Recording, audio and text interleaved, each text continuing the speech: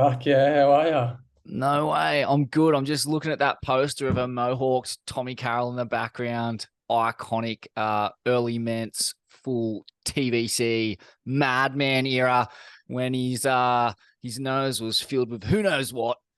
But the pineal was packed with Mondo Vige. What a maniac. Pretty crazy, eh? It says on it, go get a haircut. Are you kidding? A Yeah, signed poster. I just cottoned onto that then. Fuck. fully signed. Oh my god, that's amazing. How's the beans and brown rice 8 pack on him too? He's that ripped out, condom full of walnuts. Fully yeah, it's nuts. Fuck, Pretty that's so sick. good. Stick Omen for the meeting, just fucking bit of Tommy Carroll in it. Oh mate, he's the full spirit animal of this program. He's Yeah. set us all on the straight and narrow on you, Tommy. Maniac. Best So, ever. So did you meet him? Like when you got that? no, it's actually I'm at Surfing Australia. I wish Oh, mine.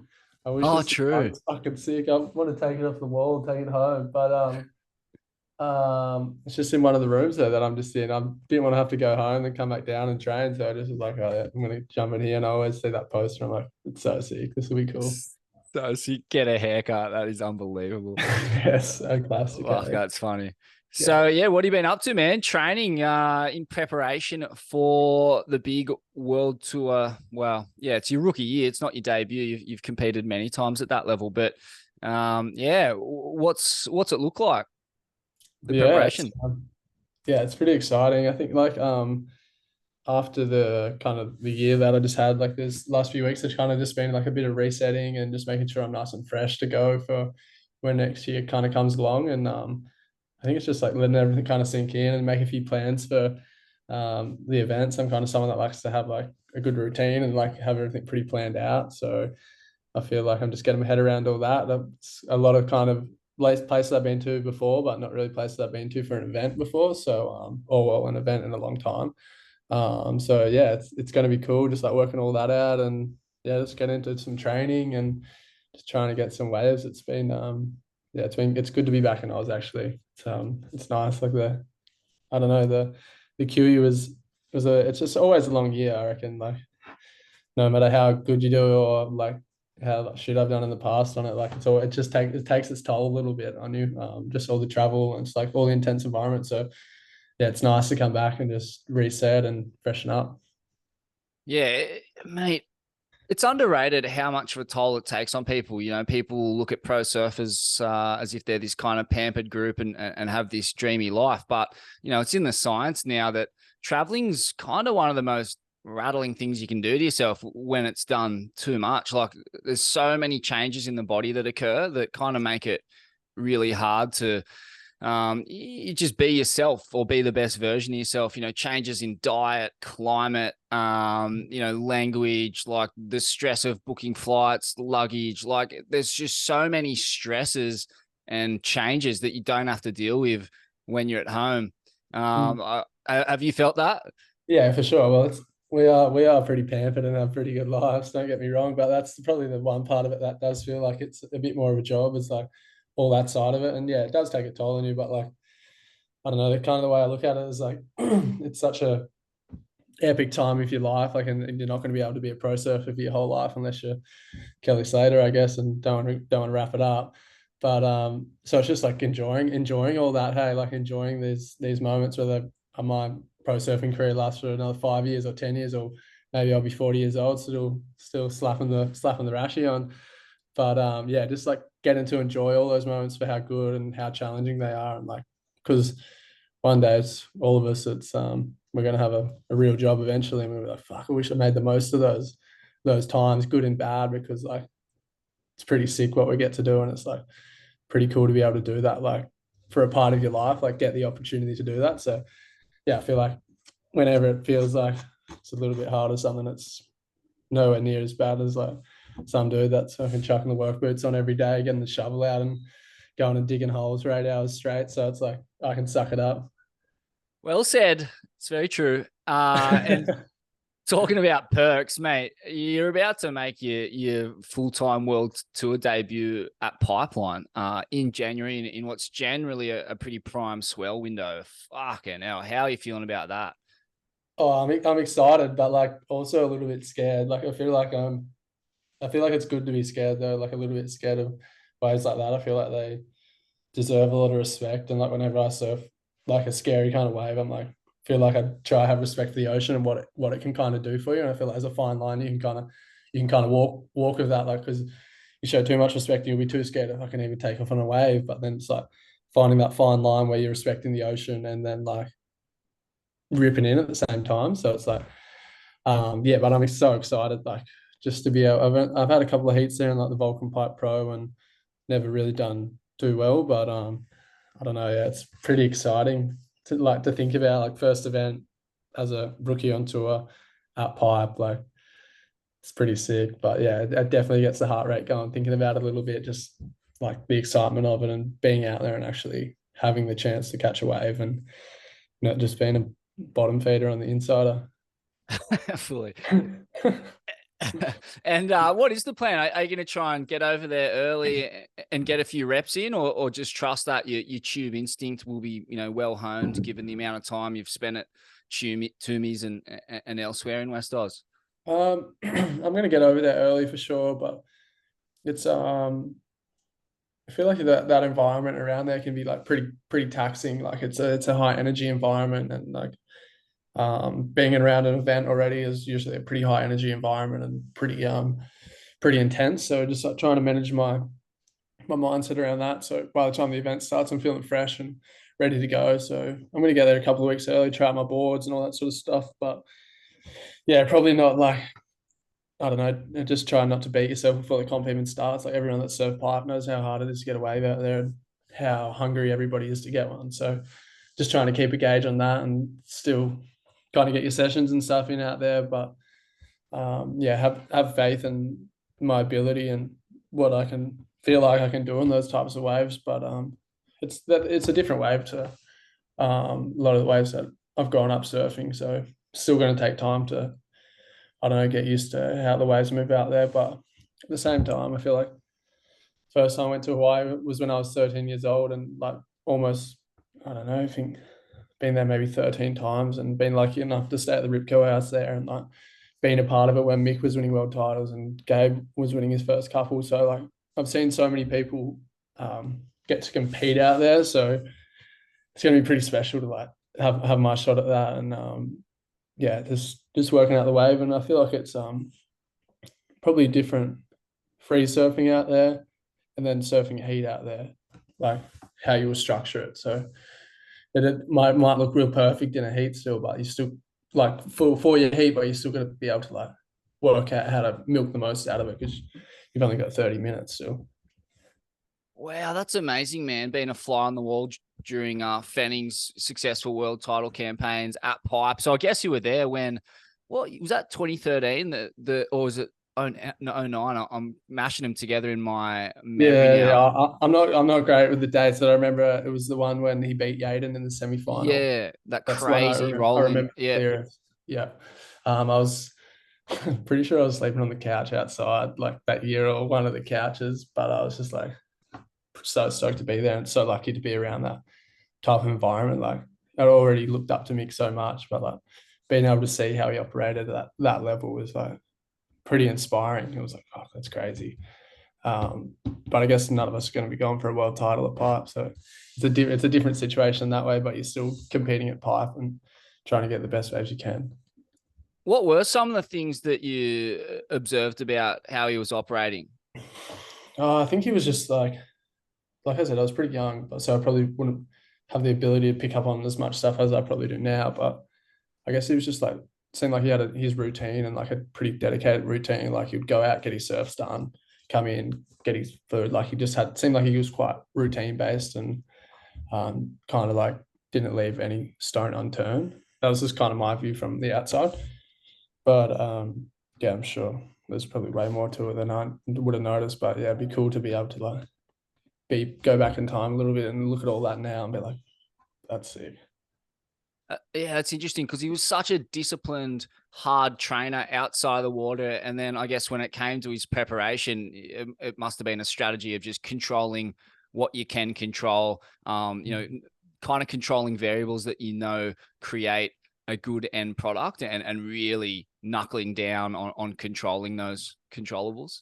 Yeah, for sure. And it's like I feel like a pipe that it seems like quite a hard place to control the controllables. The ocean's so raw and quite hungry, and like having to compete out there in a high tense situation like they would have like gone for world titles and stuff. Like that's like you don't have any opportunity. Like you're not pulling back, like you're going. But yeah, it's pretty sick, and yeah, so lucky to be able to like be a part of that and see that. It's pretty epic. Amazing. And Medina, what did you notice about his approach in high pressure scenarios?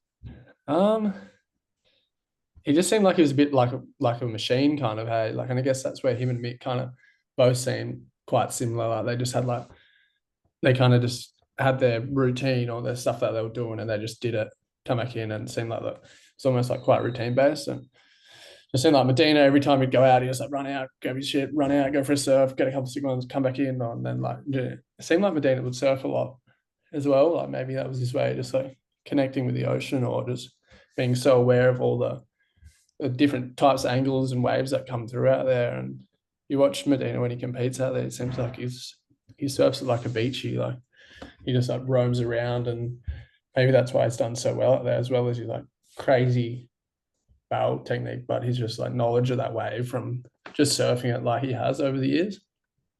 Yeah, I mean, the wave reminds me of a beachy. I've always said it's like that. It's like a beachy on reef, the way it hits those outer bombies and then just wedges up and refracts around. And you've, got everything from aints to the Wakita Bowl to like it doesn't hit the same spot every time. So you kind of can roam the lineup like it's a beach break. Yeah, for sure. And I think that's probably like, I don't know, maybe it just looks like that's how some of the people that surf it well is kind of how they approach it. Like I feel like you could probably get stuck, just like sit in the one spot because it looks like it's this perfect reef, and then you you see it happen, and people like get to the end of the heats and they got like two twos, and like, well, what happened then? Like, just the heat's gone. So who knows? That could happen to me in January, but hopefully not. Fuck it. Oh man, it's so sick. Just talking about it, it's getting me so psyched for that comp. I can't imagine how you're feeling. Like it really is that. It's like fucking, I don't know, Stratty on reef or something, and triple the size. Like it's just shifting peaks from off the wall to aints to backdoor to pipe. It's the mate. What a spectacle it is! I can't wait for that. I'm just praying they get waves. Um, Me too. and My heart rate's gone through the roof. I'm just fucking. oh shit. And like compare it to Toomey's, man. Like they are very different waves, but I mean, in my opinion, you're one of the best to have ever done it at Toomey's. Another psycho hollow left pit. I would say, I mean, I've not really, I've never spent time at Toomey's, but it looks like every bit as consequential and maybe even more technical than pipe, but yeah, they're very different waves, aren't Yeah, they? yeah, they are different waves. It feels like pipes almost a mix between like a outer bomby and then like a slab on the inside. Like sometimes you can get like a little. I haven't caught like heaps of waves at pipe, but the ones that I have caught, it's just like sometimes you get like a little chip shot when you're behind it, and it's a shorter, intense kind of wave. But as opposed to up north, it seems like it's kind of breaks a bit more like Tahiti, I'd say. Like how it kind of comes in, you get like this big wall, and it looks like it's going to close out kind of thing. And um, how it breaks, it's I don't know, like it's a different kind of drop. It's like I don't know how to explain it except for like say it's kind of like Tahiti. I went there a couple of weeks ago, and that wave like blew my mind. I was like felt like I've been obsessed with that wave and how it broke, like how it was breaking, and I was kind of like, how have I never been to Tahiti before? Like I've been blowing it, but I guess it's kind of gone on a tangent. But I feel like that's kind of what up north kind of reminds me a little bit more. It's like a Tahiti, but say the reef at Tahiti wasn't flat, and there's just like big steps and coral heads and all this random stuff. But Tahiti's just like so groomed, opposed to Toomey's. It's like it looks super nice sometimes, but like the bottom is like real jagged and kind of like big coral ledges and stuff. Which I guess that kind of would tie back to pipe a little bit. It has like the big trenches in the reef, and it's not as much of a perfect reef. Um, but yeah, I still think they're pretty different waves in how they break. But I guess like you're still kind of doing the same thing on them. That's kind of like the similar part is like you're pretty much going left and going straight through the Mm, barrel and trying to come out. I feel like that's mm. probably the common thing about them the most, and they're both pretty scary. Oh, I love the insight because it's something that very few of us will ever experience. And looking at Toomey's, like it's the only wave out of those three that has a ledge inside the pit, that air of unpredictability. Do you feel like being as at home in those conditions at Toomey's with that sketchy little ledge inside the pit, has that? Do you think that like hones your reflexes, and kind of can really help you when you get to places like Chopes and Pipe, knowing that if you get the drop right, if you get the line right, like you're not having to navigate shit like that in the pit. Yeah, it's definitely a nice feeling not having to go over a step or deal with all this other bullshit that comes down the line when you're surfing out there. But it's it's like I feel like to go back to my experience at Tahiti, like when I went there, it was like I was so used to taking off at Toomey's and just like racing to try to go as fast as I can. And Tahiti was like I was outrunning the barrel like so much because the wave bends so much on you. So I feel like there's some things that are like ingrained into my memory from surfing up there that don't always translate to other waves as good. So yeah, I guess it's just like being aware of that, that those differences. And but yeah, it's I ended up getting smashed a few times at Tahiti because of that as well. Like I feel like sometimes you got to just take the drop there and then get into the barrel, and then sometimes I was like trying to take the drop and like diagonal to like race, and then I was just getting smashed. Wow. Only took a couple of them and I worked it out. Worked it out. But yeah, I That's crazy. can't remember what the question was. I'm just talking shit Oh, again. mate, it's all just shit talking on this program. Don't worry. It's fucking hundreds of hours of it. Um, yeah, man. So, now I forgot. Oh, yeah. So Toomey's. Oh, Signed it yeah, off. mate. We were just watching before this program kicked off. Some weird clip just popped out on Instagram of yourself. I think it's is that the closer in Dust? Oh, sorry, Yeah, by default, by by default. default. Yeah, yeah, Yeah, I'm pretty sure it was. Yeah. yeah. Have you ever seen Yeah. that angle, that land angle?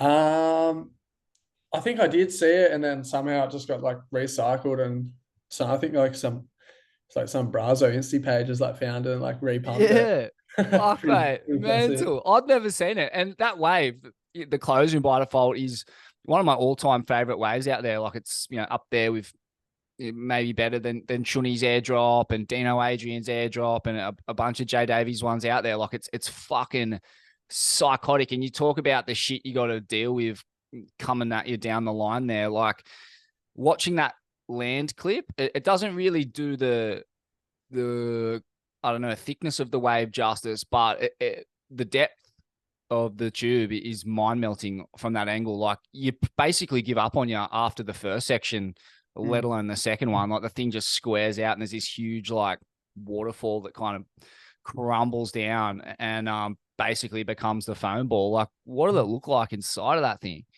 Yeah, I guess it was just like a unique looking wave for out there. It's like some of the waves that you see out there, like Sean's one that he got was like crazy and it was like so sucky and just like looked epic.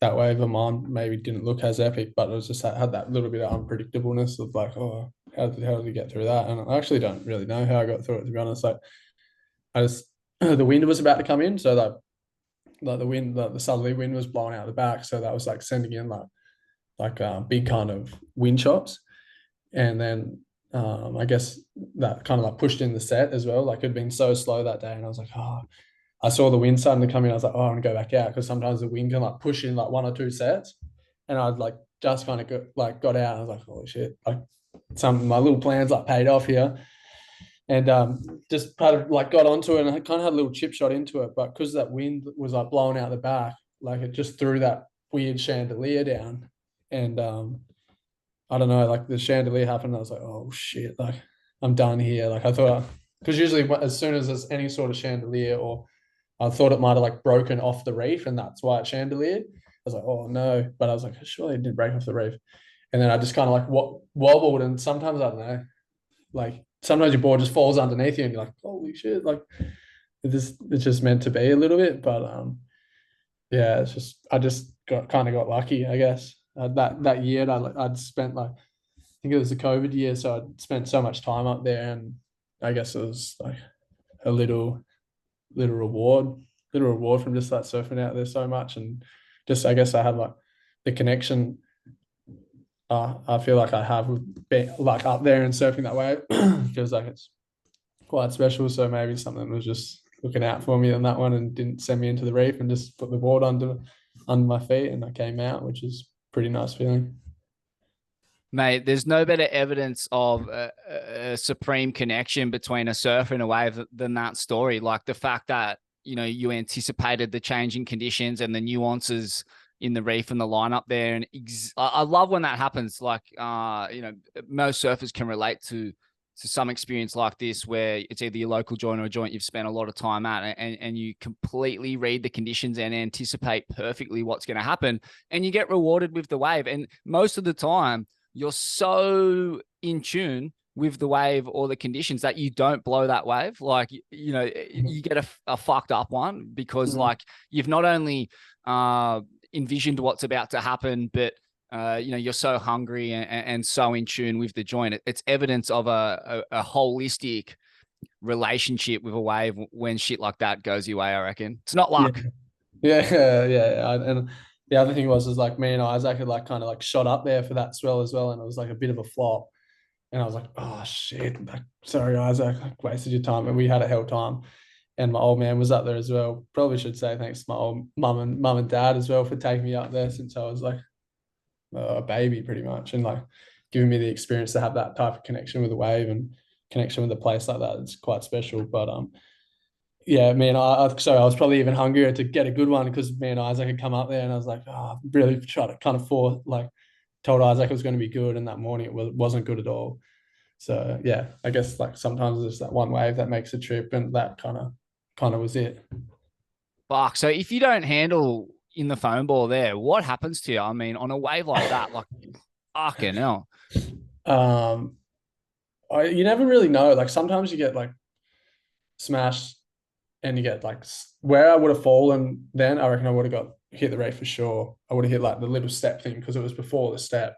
Um, but yeah, so, I don't know. Sometimes I've fallen off and I'm like, oh my god, I'm going to get absolutely obliterated into the reef, and then sweet. And then other times you're like, oh, I'm going to be sweet, and then you get pulled down all over the reef. So I don't know. It's just I feel like that it can sometimes be luck, or like where you fall and how the water's moving underneath you and all that sort of stuff. I feel like that can sometimes you get lucky, and sometimes I've seen people have like the craziest whiteouts ever, and I'm gonna be like, holy shit, he's gonna have to go to hospital after that. Pops up sweet, paddles back out. So it's just like one of those ones. It's such a crazy joint because people do go to hospital a lot from surfing that place, including like the best guys to surf it. Like I think of all the apex predators out there, and they've all been so fucked up by that joint. Ant Yeah, for Man, sure. Kirby Yeah, Brown, Craigie, like everyone's been done. yeah, What's the yeah. Yeah, like everyone has, and I feel like I've been like because of surf since I've been so young, I've been out there and seen Kirby get hurt. I was out there when Rye got hurt, and I've seen so many other people get hurt, and like the old boys there are always going like, oh, there's only two types of people that surf out here, like people that have been hurt and people that are waiting to get hurt. And like sometimes I can't remember, it was like someone said that to me that someday the swell, and I was like, fuck, I don't want to hear that. Like I haven't been like badly hurt out there yet, like touch wood. It's like, but um yeah, I wouldn't want to. Like it's you're a long way from helping it. Every time I've seen someone get hurt, it's like pretty pretty gnarly. Um, but yeah, you hit the reef and stuff. But yeah, I've never had like a bad injury out there, but I've seen a lot, and it's like shit. I feel like that's where that I don't know that fine line of having respect with respecting the wave for what it can do to you and how much you could get hurt, and then having that fine line where you're pushing your own abilities at the same time comes in pretty crucial. Mm. Yeah, it's interesting because I don't think Jack Robbo's had a serious injury out there either. And you know, you two are pretty much fucking jousting off for the crown of the biggest cone fiend at Toomey's. So maybe it is just that surfing's gone to a level now where the top guys out there, you know, you guys obviously we're not getting worse at surfing as a species. So maybe you guys have just turned the corner where you can actually have a solid career out there without getting hurt, it stands to reason that you're actually not going to get fucked up, Chippo. I'm praying, mate. I reckon there's good logic there. There's good data. Yeah, I don't know. I hope not. But even if you do, it's like I've had a pretty good run. Probably got one coming, but hopefully it's not too bad. But I guess like maybe our approaches like are a little bit different to some of the other guys. Like we just see it and wait and try pick one with more of a calculated approach, opposed to some people that might just fucking go the craziest thing they can because they can, and then maybe that's a little bit of the difference. Um, so I don't know, maybe we just think a little bit more about the ways that we go because we know how much you get hurt and don't want to get hurt because you're obviously sacrificing your competitive career as well because of that. Yeah, and at the level you're at, I imagine you're approaching the wave with quite a clear mind. When I think about lineups like that, especially given how busy it is now, like it's hard to, when you're up, it's hard to keep composure and let waves go, and because maybe people, you might start thinking, oh, people are going to think I'm a dog, or you know what I mean, like, so yeah, how does it work, the lineup out there? Because fuck it, man, it's surprising how busy it is now. Yet the level of surfing, like really the level of surfing required to make a set wave out there when it's proper, i.e. 8 foot and above, is so high that yeah, like fuck anything. If you're anything but close to elite level surfer, there's a lot of core guys who can, like, they're elite in my opinion. But yeah, how does the lineup work out there? And without revealing too much, like, what are some of the tricks of the trade, or at least to avoid getting fucked up or fucking someone else up? Yeah, it's pretty blown out. It gets fucking very busy these days, but guess I'm not really one to talk about that. I feel like that wave's given me a lot, and I shouldn't be riding off how busy it is because people will probably watch my videos and be like, oh yeah, let's go there. But I feel like the lineup still has a pretty good feeling. I think when you're out there, like most people wait the turn, and if you wait your turn, you'll get a wave. It's not like it's a pipeline kind of situation where there's just everybody paddling over each other and it's a shit show. But I guess that's kind of like it has a little bit of that kind of country culture out there still, and it's like you wait your turn, you got to go. But if you go there and you want to get a wave, then just fucking paddle for one and have a crack at it, really.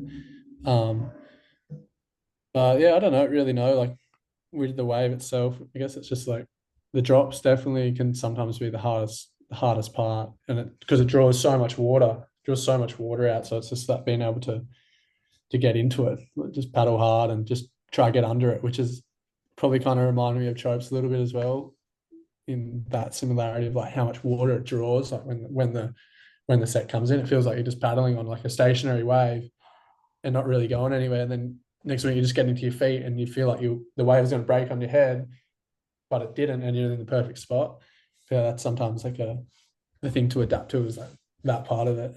And like watching the guys at Chopes, I feel like Chopes is like there's like a bigger version of Toomey's, but maybe a little bit more perfect. But like some of the waves that they paddle into out there, like it's like mind-boggling. Like the position that they would have to put themselves in when they see the wave to when they start paddling, like it's pretty crazy. But yeah, after watching that, I just have like so much respect for some of those crazy paddle waves you've seen at Chopes. Like, oh my god, I keep going back to Chopes probably because I can't stop thinking about it. How crazy the wave is. Yeah, it's also crazy to me, and it's so true, man. Like, you have to see that stuff in real life to really appreciate the amount of ocean in the lines that are approaching the ledge. Like, Mm. it can't be fathomed on video. Like, and somewhere like Toomey's, fuck, mate, just seeing that the stacked lines steaming in, and they're basically standing still on the ledge as you're scratching and scratching to get under it. And then, fuck, the steepness of the drop, the thickness of it, like all that stuff is so mentally harrowing to deal with that, like, it's very hard to train yourself to be able to deal with situations like that unless you're routinely putting yourself in those Just getting kinds of exposed to it. situations. Hey, That's yeah, the only way. that's the only way. Yeah, and it's scary when you're a kid, but like anybody that's kind of like mastered or like good in those types of waves, pipe, chopes, like all those other crazy slabs in the world, like just comes down to time that you put into it. And like the first few times when you're younger, it's like it seems like the scariest thing in the world.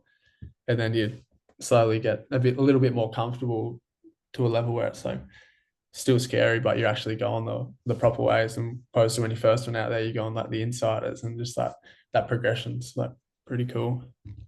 Yeah, it's rad. Like I was watching a clip in one of your films, I guess, and you're out there on your dad's 6'6", and it's like head high and you're getting head dips and Yeah. doing little turns. Like, and I guess, for guys that live over your side of the country, you're going up there on these family trips since you're that old, and it is like this progressive raising of the bar and getting more and more comfortable, and also just watching people and how they approach it, it helps so much, and it gets you hungry as well. You're looking at it over fucking hundreds, if not thousands of hours, and eventually you're starting to see a line in and see how it's done. But man, it's not a joint I have any interest in really surfing, because I'd be going over there without having ever experienced that, and it's just not I know that how unrealistic it is to put yourself in situations like that when you haven't been exposed to them. But like, talk to us about, yeah, just growing up in the West, man. And, like the first sessions that you had over there, where the ocean moves so different over there. It's such heavy water, such raw ocean. Like, talk to us about the development of your surfing in heavy conditions. Yeah, I guess so lucky to be able to grow up where I did and be able to like have the opportunity to like surf waves like that. Probably again, thanks to mum and dad for like for giving me that opportunity and giving me a life where I could surf every day and not have to worry about anything else. Like it's like pretty privileged to be able to have to grow up like that. And I don't know, I guess like maybe without if I'd grown up on the East Coast or something like that, I maybe wouldn't have. I don't think I would have developed the same skills that I would have like growing up at home. But it's the same as everywhere. Like where you start surfing, it's like the little like beach breaks on my like styrofoam clubbies board. That was like my first board, and then like slowly progressed to my dad's 6'6". I think it was Nick Pope 6'6" that I had, and yeah, that was fun. I was like, and then from there, I think I went on to like one of Creed McTaggart's old crafts, and I remember that was like this. That was the sickest thing ever. I think it was 12 years. It was my 12th birthday, and Dad got me one of Creed's old boards, and it was yeah, so sick. I think I took it out to the river mouth. Like that's kind of progression that you go. You start at like inside grunners, and then you go surf sewers or river mouth, and then like from there you like gain up enough skills to maybe like go out to gas, and then from gas you kind of surf box, and that's kind of the progression of the waves that I kind of had. And then I guess the the crafts is I feel like the journey of the crafts is kind of cool as well. So I got Creed's board, and I think I rode Creed's board for ages. Had one of Creed's weddies as well. Like Creed was probably like one of my like someone I looked up to when I was younger. And Creed at the time was like crazy comp machine as well. Like he was doing all the comps and killing the comps. Um, and then from there, I think I started running a few Sam Egan's boards, and then that kind of was where my surfing was like. Got my own custom boards, got my own boards, and then I was like, oh yeah, this is sick. And that's probably where I got like super hungry and tried to just keep pushing myself in those waves and try and become a better surfer. And then from there, I got onto Darren Hanley's boards, and yeah, I'm still running his board today, which is pretty cool to have that kind of support from him, and now to kind of be able to work so closely with him is like pretty special. And yeah, it's cool when you look at the progression of the crafts and like the progression of the waves all together, because I feel like it's all kind of intertwined a bit. Yeah, absolutely. I mean, you're living on the Gold Coast now. You've got access to a guy who's made more world title winning surfboards than pretty much anyone I can think of. Yeah, So yeah, and you're becoming acclimatized to shorter period, beach break, point break conditions. yeah, So yeah, you're developing the full package, the full arsenal of attributes. And so yeah, like, where do you see yourself, performing well on the world tour? Like, what do you think? Where do you see yourself kind of getting the better of some of these heavy hitters onto what do you see as your strengths, that kind of thing? Yeah, I think I don't know. Like a lot of the events at the before the cut are like, I don't know, it's almost like a bit of a tour of like just holding on a bit. Like you got Sunset, you got Portugal, which can be like pretty big and rogue. Well, you obviously got Pipe first, but we've spoken enough about Pipe. We're gonna I'm Yeah. going to Sunset. Sunset's like could be big and you're kind of like holding on, and then Portugal can be big and messy and kind of hold on. Bells is almost the most high performance one out of the waves before the cart, I feel like. And then you got Margs, which is something like the last few years. It can be quite high performance, but still there's days that it's big and holding on. So I don't mind holding on and trying to just attack big sections. And I feel like that's exciting type of surfing. But I feel like they're all quite heavy water waves. And I feel comfortable there in most of those waves. I've kind of at Sunset, I've surfed a lot in the QS there over the first few years when hadn't qualified, had a lot of experience there. And then Portugal, like funnily enough, I feel that's kind of like where my surfing career kind of got started there when I kind of like had that heat against Kelly and managed to beat him in some like little left barrels, and then kind of going back there. Probably I don't even know how many years later. It's probably 10 years later since that moment, and being able to like kind of have my kind of be in the CT there myself and have a different experience on it. It's going to be pretty cool. And then obviously Bell was somewhere that I've competed a lot in the past, and such a special event down there. I feel like it's just going and listening to Hell's Bells every morning going down there. It's pretty iconic. Like I started doing the Grom search there when I was younger, and then like had a few opportunities thanks to Rip Curl as well, like just to do the event there. And I don't know, that event's cool. It just has a special feeling. And then obviously Margs, it's home, and I look forward to like competing that event, not having to come up against like the number one seed like in the second heat every year. Because as a wild card, that seems like what you come against every year, and it's either been John or I don't even know who versed last year, or Ethan or something like that. Those guys that have got it down out there. But yeah, so I look forward to all the events. I reckon they're so sick and make the cut. And I think that definitely the motivation of making the cut is Cloud Break and Tahiti. Like, fuck, they're crazy, like crazy waves. And two waves that I was lucky enough to go to this year as well. So I feel like that's a motivation kind of for the start of the year, and just being able to get the opportunity to surf out there would be pretty cool. Yeah, it's a good point, man. Now I think about it, you've basically got predominantly heavy water, long period rights before the cut, and pipeline, a big left pit. So you're actually well suited to the waves, given like if we get swell for them. And yeah, funny man, that heat against Slater, right? So was that you ended up giving Mick the title, winning No, like like Kelly needed to. I think if he made that heat, like I can't really remember it, but he lost that heat, and then I think he ended up losing to someone in the repechage round or whatever the old system used to be. And then I think I had Mick in my next heat, funnily enough, and he just smoked me. So it's pretty much a walkthrough for Mick. So no worries, Mick. there's your title.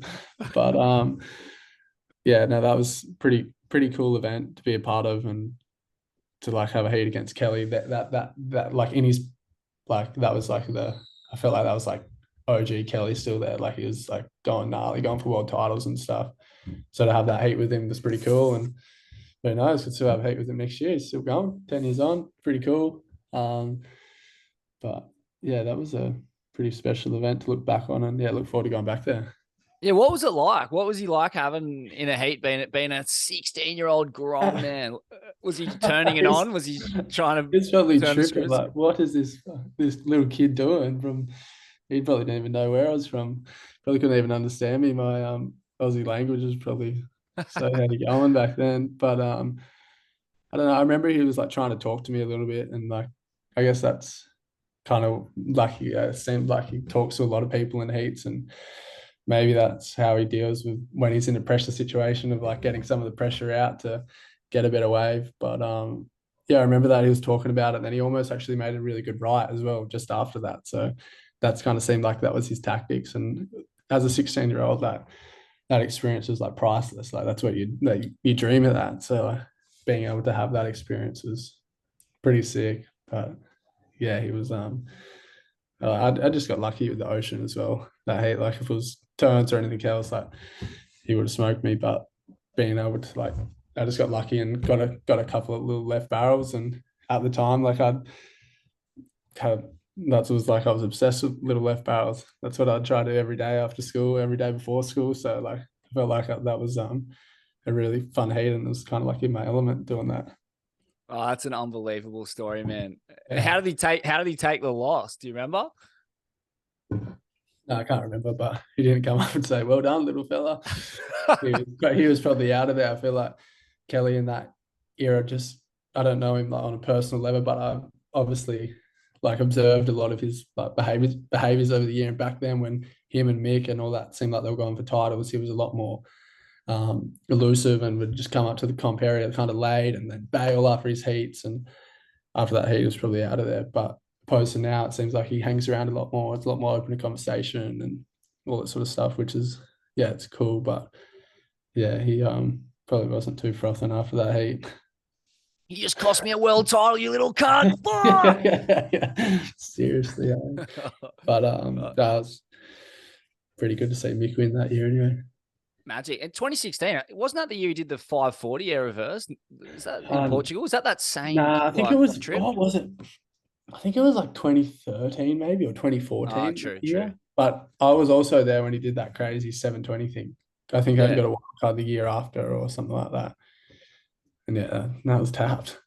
Man, I So was tapped. watching it the other day. It's still psycho to this very day. It's so nuts. The Yeah. high line he takes and the speed he gets and how buttery it is. It's fucking Yeah. bizarre. And I it's was like like, howling, the wind's howling into that probably like helped him with the rotation almost. So once he got to like flipped it around a certain amount, like the wind almost kind of helped him, but like it's so wild. man, he was fucking 39. Like when he did that, That's pretty wild, eh? What's it's that? wild. 13 years on me. Holy shit. It's so crazy. It's crazy how young you are, man, too, given the amount of CT and kind of Challenger Series QS experience that you've got under your belt. That's a rare thing. Like you've still got your best surfing ahead of you, but so much experience at the same time. What do you feel like? What have been the bonuses or the positives from having grinded for so long on the QE and the Challenger Series and at that CT level? Yeah, I think there's been a lot of bonuses that I probably haven't recognized at the time, but looking back on it, it's like, wow, that was I'm glad I almost not glad I didn't qualify, but if I hadn't qualified, I don't think this year probably would have played out like it did. I feel like I learned so much about myself those years I hadn't qualified. Obviously made me a lot hungrier. And so if I had qualified 3 years ago, I could have still been in the same position the year after. Like I just feel like I just wasn't ready. And every time I didn't qualify, I kind of just told myself like, oh, my way of dealing with it was like, okay, just like it's a sign that you're not ready yet. Like if you're ready, you would have qualified, and if you're ready, you would have made better decisions throughout the year to not be in this position. So yeah, just felt like I wasn't ready, and I think that this year the difference was, I feel like I was a lot more ready in my mind, like just making a lot better decisions, just understanding myself a lot more and how to get like my optimum like professional surfer performance out, like and what that kind of looks like for myself, not trying to be anybody else, just doing my own thing and kind of what what helps me succeed in events. And I feel like I just kind of every year that I didn't qualify, I just was able to work out what that formula was. And like that's kind of what led to maybe this year almost feeling like it was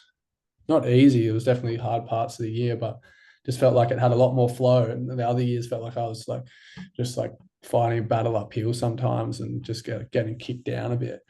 Um, so yeah, I feel like there's definitely benefits from it taking a little bit longer, and I got to work on my surfing. And but yeah, I think the biggest thing that probably changed was like a bit of maturity and just being able to understand myself a lot more and how to get the best out of myself and not being like I don't know, not like feel like when you're young, like there's a lot of exterior things that can confuse you and make you take you away from what's actually important. And I guess this year I just like worked out what's the best for me. And even last year, I felt like I was pretty much working it out as well. It just didn't really happen. But yeah, I think that this year was just like a big change in understanding my mindset and understanding how to make like my active brain work in a beneficial way for me to compete at the best I can, which is it's been a cool process and a cool journey, like being able to work all that out. And I guess that's kind of like what sport is in a way, and professional surfing is. It's like an avenue to work yourself out in a as a person, and kind of it's like a kind of a headset start in your life in some ways, which has been like a pretty cool way to look at it. And I guess it's just been my kind of pathway to working out who I am. Like, and sports like a pretty cool thing to be able to do that through, I think. That's such a good point, man. Yeah, sport really forces you to be self-critical and self-analytical in such an intense way, and really study your own mind and body. Mm. And that is such a gift when you step out of the sporting realm, and also the work ethic and discipline, like these kind of just fundamental aspects of playing any sport at any kind of serious level are such good building blocks for a healthy and resilient life. Mm. It's so interesting, man, like looking at your journey, because you've been winning comps on the queue since you were like a teenager. And so like it felt like it could have happened so much earlier, and even like you've come really close on the Challenger Series every time you've done it. 24th, 13th, and now you're on at third. It must it must have felt pretty strange for you, like once you did get on a roll this year and qualified. Like, did it feel like you'd figured out the answer to some riddle that had been staring you in the face your whole life? It's just like about fucking time, really. Like those 3 years, I think, yeah, I got 19th, 24th, then 13th. I was like, fuck. Like, yeah, there was just that one, there was a little piece missing still. And I guess that's this year, I kind of, there was a lot of like little 1%ers that kind of worked out and made the difference, I think. But yeah, like halfway through the year, I was like, oh, I feel like I've kind of worked out myself, or how to get the best out of myself competing, which is pretty rewarding. And I guess just like going into next year is just kind of having faith in that and being able to remember that what's kind of gotten me here, and just like having trust in that. Because yeah, it's going to be a whole it's a different type of challenges next year, I think.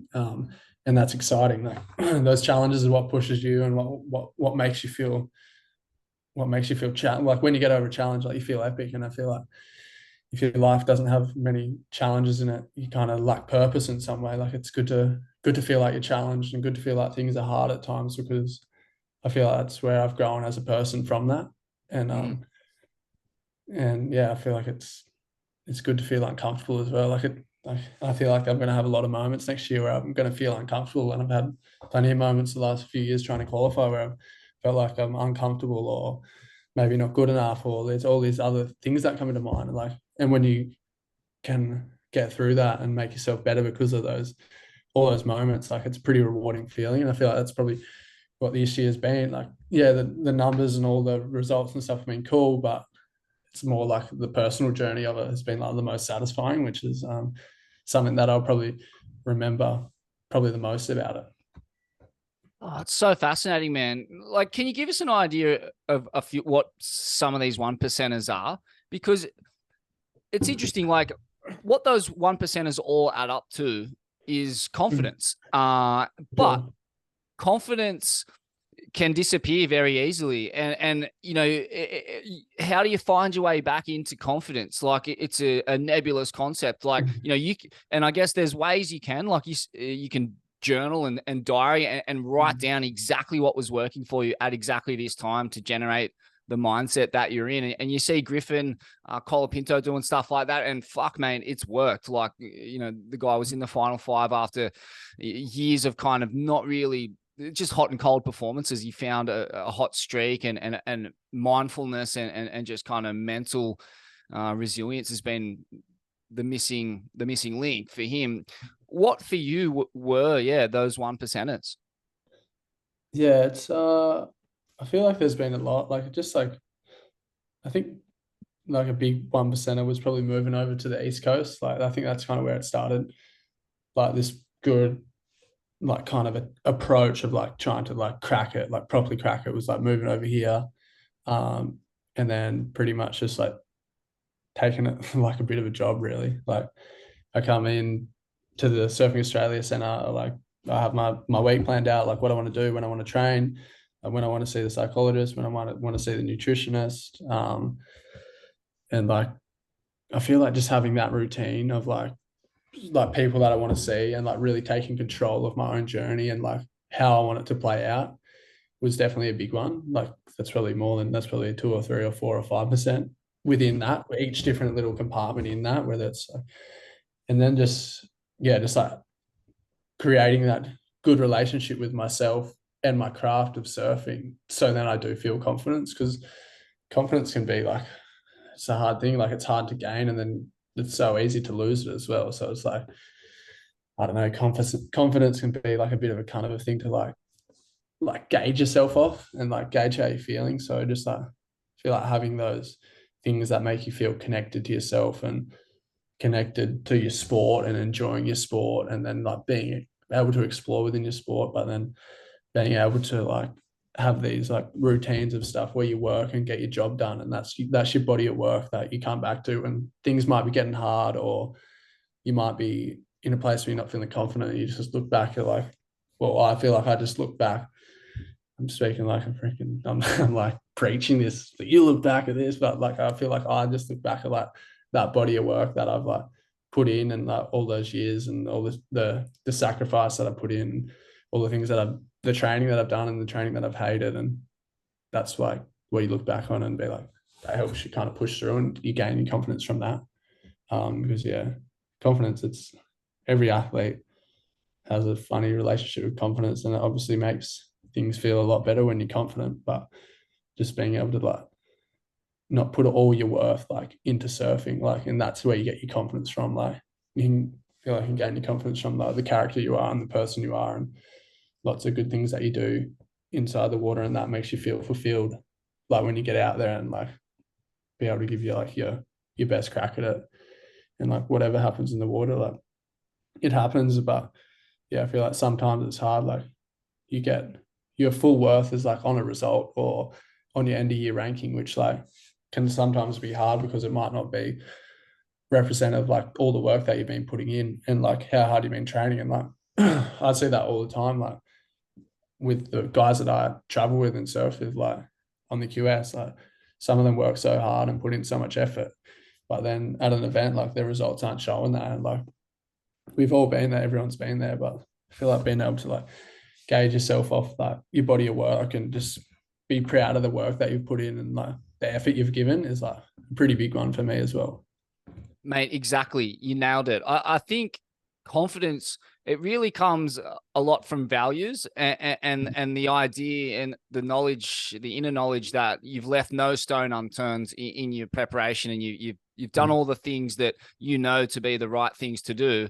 And then if the result doesn't go your way, it must be liberating to know that, well, must be a reason for that's out of my control because I did everything that was within my control to perform the way I wanted to perform. If it doesn't happen, well, there's nothing you can control about that's just Yeah, the way just it like goes. letting go, being able to let go a bit, and that just like frees you up to make good decisions and frees you up to be able to surf well. And it's like when you got lots of pressure on yourself, it's hard. Like, and that pressure can come from so many different things that all around surfing, like whether it's yourself, whether it's other people, like it's yeah. And I feel like that's another thing, just like being able to have a healthy relationship with pressure and like it's like pressure is like a full privilege. Like you've probably heard people say that before, but like once you get to the position where you can see that and understand that, it's like, wow, that's epic. And I feel like it kind of goes back to that thing, like I don't know, like you're not going to be able to be a pro surfer forever and like feel that type of pressure from your sport and feel like that intense environment. So yeah, just being able to like really enjoy that because I don't know, you don't get that type of pressure if you're on a job site or some other things like that you get through sport. So being able to get to that position where you're like, fuck, like this is epic to be able to feel this, like as hard as it might be or as like shit you might feel sometimes in the moment, being able to remove yourself from it and be like, this is what you signed up for, like this is what you want. this is the position you want to be on. So being able to like be in that mindset to make the most of those pressure moments, and sometimes you can do it, and then other times you can't. Like, and that's just the learning experience of it. Like, so many times I've been needing a score and melted, and then sometimes this year, like, it just happened, and I was managed to do it. But I feel like nobody, you can never be perfect at it, but it's just like being able to have like a good relationship with that side of it, because yeah, it's like it's a high pressure environment. Oh, it's such a sick mantra. Pressure is a privilege, and it truly is. Like, that's your opportunity to Mm. flex, to make a name for yourself, to prove to the world that you've prepared for this moment, and it's your moment to make a mark. And you see, guys, the elite guys live for those moments. Yeah, Jack Robinson, your fucking teenage sparring partner. There's no better example of yeah, that in world surfing right now than a guy who just thrives at the pointy end. yeah. That's crazy. It is. It's a perfect example of it. And like, he's just has faith in his ability, faith in the ocean, faith in his knowledge, and looks like he can just he can let go and be like happy with maybe the work he's done, and just has faith in that it's going to happen.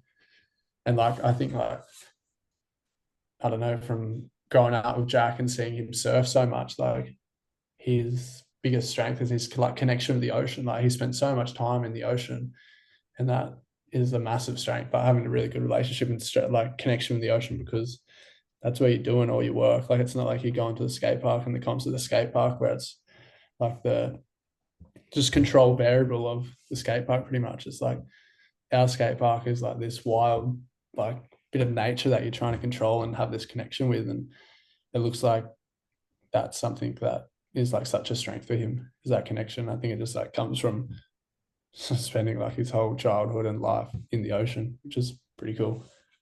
Amazing to have a guy like that in your hometown to joust off with and compete against, whether even in friendly Mm. terms. But yeah, talk to us about like who you've lent on for inspiration and motivation over the years. Obviously, like Southwest WA is a hotbed of iconic world tour and probably more so like underground surfers.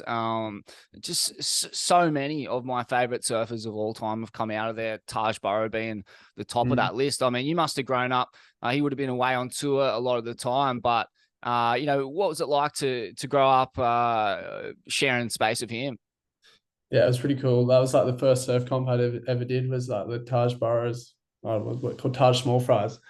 That was like the first surf comp I did, and I feel like that's probably what gave me like the hunger to want to be a competitive surfer. Like, I'd always played footy competitively and like other sports competitively, but I never really like dabbled in surfing competitively. Like, surfing was almost like the outlet for just the fun and enjoyment when you like were playing footy or something like that. The one that was like just the more, yeah, like the kind of the free one. And then like that started, the comp started, then I got to like mix the two, like the love of competition and surfing. And then yeah, it was cool always seeing Taj come down. He was kind of like, seemed like a rock star back then, like the full rock star. He Full was. He rock. was. He Yeah, had yeah, yeah. massive Von Zipper sunglasses, some like weird kind of comb over, like Yeah, gel yeah, fucking blow yeah. dried hairdo. Yeah, full Full rock star. rock.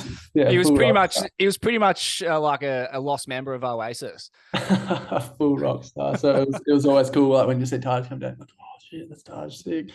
And then I guess now like it's like I still like, yeah, seeing how his career like developed, and like as a kid, like being able to see like all that shit was like pretty wild. And but then yeah, I guess like, I don't know, there's so many like underground people that you can take motivation from. And I think like even when I was younger, like Mick Short used to take me surfing at Gas and stuff like that. I don't know, like maybe he was doing some work with my dad or something back then, and like then that's kind of, and dad was like mates with him. And then Shorty was like, took me for my first few surfs at Gas when it was kind of solid. And I was like, remember, I was like, this is crazy. Like, yeah, I couldn't really work it out. But then I guess like being able to like work it out and then be able to share cool experiences in the water with like people like Taj as well. And like Shorty, as like a bit like, as an adult, you're still a grommet to them, but like as an adult, it's like pretty cool. That whole journey of it, it's pretty sick. But yeah, it's pretty cool. There's so much talent. Like, and Jack has been like a motivation as well. Like, it's like competition, but like it's hard not to feel motivated when you see like the results he's having and the success he's having, and like it's awesome as well. Like, sick to see that, and yeah, it's super motivating for me because it's like, why can't I do that? Fully. And yeah, anyone who hasn't surfed with Taj wouldn't realize how encouraging and motivating he is. Like he's such a frother, and he froths Yeah, everyone up, and like especially kids. He's a legend like that. yeah, Even when he'd rock through the eastern suburbs, like yeah, he was just fizzing like on our shitty waves, and it was. I just found him like it was such a surreal experience to share water with him, but then for him to be so encouraging, like that's kind of uncommon. It feels like in surfing where it's generally a really competitive kind of environment. Everyone's trying to get their waves, but he's like just a fucking mad frother legend. yeah. It's good energy, hey, and I feel Good that's energy. kind of the stuff you want to be around. Like, it's good energy, people that are happy and enjoying themselves. Like, good people to share the water with. It's epic. Man, and looking back on the QE, like your most cherished memories from it, like give us an insight into what it's really like on there, because at the end of the day, as hard as it is, and as especially being from West Oz, I don't envy having to leave West Oz and chase the QS. Fuck, oh yeah, talk to us about that. That's got to be hard. You're like far out the waves you've got on your doorstep, gas. You can pretty much hit a 5-wood and hit gas from your joint. Like, Yeah, I probably uh, couldn't reach with a 5 wood still. No way. I'd reach the pretty front close. lawn with one. pretty. Yeah, I'm the same. Pretty close Can't hit though. the top of it. Fuck, man, like that must be a barrier in itself. You see a lot of guys from Hawaii and Tahiti kind of not really go to that next level for the same reasons. Like it's just hard to leave your island. It's definitely hard to get motivated to leave home. And I feel like when I was younger, I definitely struggled with like a bit of like homesickness for sure. Like, just wanted to go home and surf good waves. And it's the comfortable thing. Like, you're so comfortable at home. And I guess that's like the part I got to was like, I'm so comfortable here, but I feel like I'm not growing here. Like, I feel like I could be the guy that was sitting down at the pub in 10 years or 20 years time saying, oh, I could have done this. Oh yeah, that could have been me. Or, oh, I was almost there. And I was like, I don't want to be that person. Like, I want to get uncomfortable, get in a position where I can actually have a proper crack at it. And I guess that's like why I moved away, and like to get uncomfortable. And that's kind of how I saw myself doing it, because I was like, oh, I'm not having much luck here other than at home being able to compete and maybe turn this into like a real routine kind of job to get to this end goal. Like, I was having amazing free surfs and it was like super fun, but I was like, I don't think I just didn't have the facilities around me to get me to that next level. So yeah, it's getting uncomfortable and just like getting over to the East Coast is like it's been definitely been hard. Like, the waves they're different and struggle. It's a bit of a struggle sometimes, and sometimes you don't really enjoy surfing because it's like, fuck, these waves suck. But it's just like you find a different love with it, and that's kind of what I've kind of had to find, that different part of it. And that's probably where the QS results has come from, is like just getting to like, because sometimes you go away now after living on the Gold, you go to a QS, you're like, how good are these waves? Like, these waves are epic. Opposed to when you're living it in WA, every time I'd go to somewhere, I'd be like, fuck, these waves suck. Like, and the mindset was different. Like, so it's just like you're frothing when you go into the QS, and I feel like that's kind of what it sounds like. Oh, these waves are epic. Like, this is sick. Um, but yeah, I forgot the second part of the question. But oh I yeah, don't even know what I said. maybe like the journey of the QS, like the journey of QS and fun times as well. Like, Oh yeah, yeah. there's always plenty good times. So like, we're so lucky like to travel with like probably, I think like 8. We'd have like, I think this year in the QE we had like maybe 12 or 13 Aussies. And like, if you could travel with every one of them, I would. But like, we could only travel with about 8 or 6 of them. And like, it was a good crew. Like, we just get a big house. Like, and it's just like it starts to feel like your family. Like, you create such good relationships with everyone, and like, you get to really know how everyone operates. And I felt like it was cool because I was like a little bit older than like most of the boys. There was a couple that around my age as well, but yeah, just kind of being there for everyone as well. And because it can be a pretty lonely journey, like doing the QS, and to be able to do it with like a bunch of people that are like generally good humans and like good people to have a beer with after the comp as well was like pretty cool. And yeah, it's just so many good moments. And I feel like, who knows, I could be back there next year with all the boys. But yeah, I feel like if not, like that's something that I'm like really gonna miss. And I think like it'd be cool to like try and imitate like a version of that on the QE on the CT as well. Like I'm gonna travel with Liam O'Brien and Caltex as well. So and they're two people that I've traveled with before on the QE. So it's going to be good energy doing that. Yeah, that's so sick, man. And they're gonna be your mates for life. Like, you know, they're your teammates. Like those connections, the good times and the bad times that you've shared. That's what locks in like tight bonds forever. And I think it's the Greeks. They say, you know, you're not truly mates with someone until you've drunk a liter of salt with them, which is a way of saying like you're not tight with someone until you've been through some shit times together as well. Yeah. It would have been interesting too, from your perspective, seeing these guys come on the Changers and qualify, who are younger than you, like Liam and Cal Robbo, a good example. Even Conor O'Leary, like older, but like they're all, the common denominator is that they're all living on the East Coast. So the penny must have dropped for at sure. some And point even that like, and Morgan as well. Like Morgan's in there as well. So Morgan qualifying. Like then at that time I was in WA as well, and all those boys were getting into it over here. But yeah, seeing all those boys qualify was like special moments for me as much as it was for them. Like because you travel the whole year with these people, and like you see the whole ups and downs of it, you see how much goes into it. So yeah, being able to see them qualify was cool. And then I guess to like have my moment as well with like a bunch of the boys there that had traveled with me all year was always that was so special as well. I just kind of wish that there was I wish everyone there was another 6 of them that qualified with me, but like it was so cool seeing how like um how much everyone was so happy for me as well. And yeah, we definitely had a couple of beers and some good times. And yeah, it's I don't know, I feel like it's rare to be able to like travel with these like a bunch of people that are just like everyone's like on the same page and like everyone's just like a genuine good person. Like so it's it feels it makes the job really fun actually. it's so sick. I don't know who was putting out those weird little clips. Might have been Lobby, Yeah.